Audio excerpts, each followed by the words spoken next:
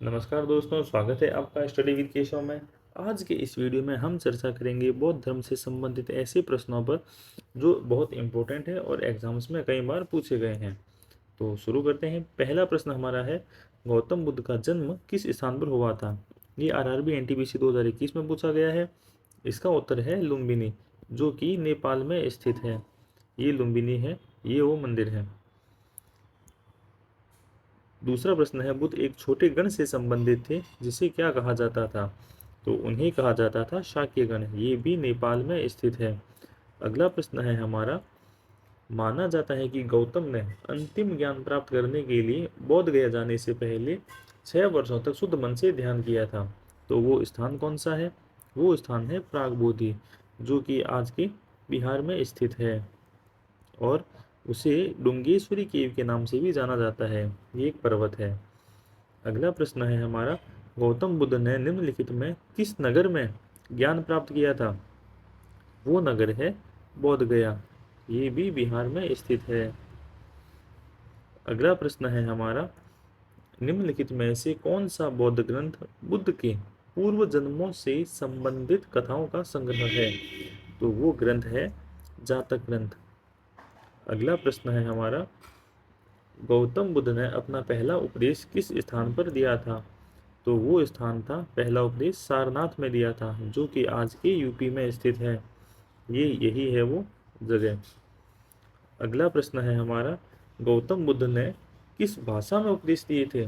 तो वो भाषा थी पाली भाषा। अगला प्रश्न है हमारा, बुद्ध ने दुख से मुक्ति पर अपना पहला उपदेश कहाँ दिया था? तो वो उपदेश दिया था सारनाथ में।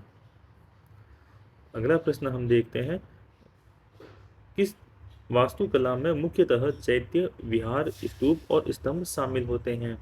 तो वो वास्तुकला है बौद्ध वास्तुकला।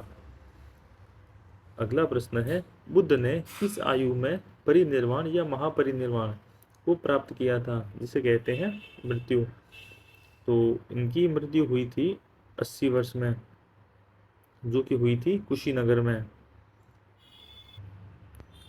अगला प्रश्न है, पहली महिला कौन थी जिन्हें भिक्षुणी के रूप में दीक्षित किया गया था?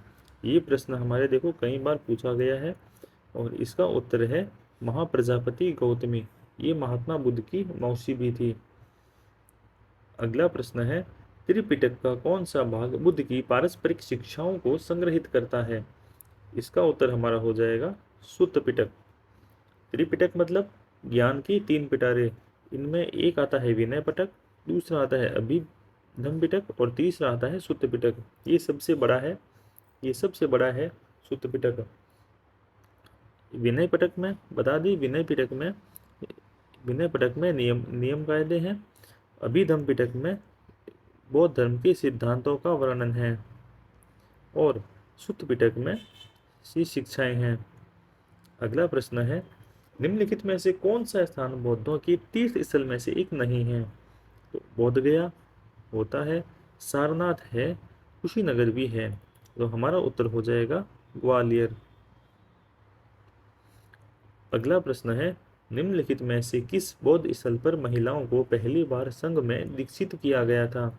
तो वो स्थान है वैशाली। अगला प्रश्न है, प्रथम बौद्ध संगीति में बुद्ध के मुख्य शिष्य आनंद की भूमिका क्या थी? तो इनकी भूमिका थी सुत्त पिटक का पाठ करना। अगला प्रश्न है, किस बौद्ध ग्रंथ में स्पष्ट रूप से कहा गया कि सभी धर्म अनात्मा है, जो अनात्मा सिद्धांत की पुष्टि करता है? तो वह ग्रंथ है धम्मपद। अगला प्रश्न है, बुद्ध ने सारनाथ में अपने 5 शिष्यों को जो पहला उपदेश दिया उसे क्या कहते हैं? तो उस उपदेश को हम कहते हैं धर्म चक्र प्रवर्तन। अगला प्रश्न हमारा होता है, निम्नलिखित में कौन उन 5 भिक्षुओं में शामिल नहीं था जिन्हें गौतम बुद्ध ने अपना प्रथम उपदेश दिया था? तो वो 5 भिक्षुक है कौन? उनका नाम है महानाम, कौंडिन्य, वप्प, भद्दिया और अस्साजी। तो जो नहीं है वो है महाकश्यप। ये हमारा उत्तर हो जाएगा। अगला प्रश्न है, सबसे पहले बौद्ध ग्रंथ किस भाषा में लिखे गए थे? तो पहले भी हमने जिक्र किया है, वो भाषा है पाली। अगला प्रश्न हमारा होता है सिंह चतुर्मुख स्तूप कहाँ स्थित है? चार सिंहों के मुंह वाला स्तूप ये हमारा स्थित है सारनाथ में, जो कि उत्तर प्रदेश में है, बनारस के पास।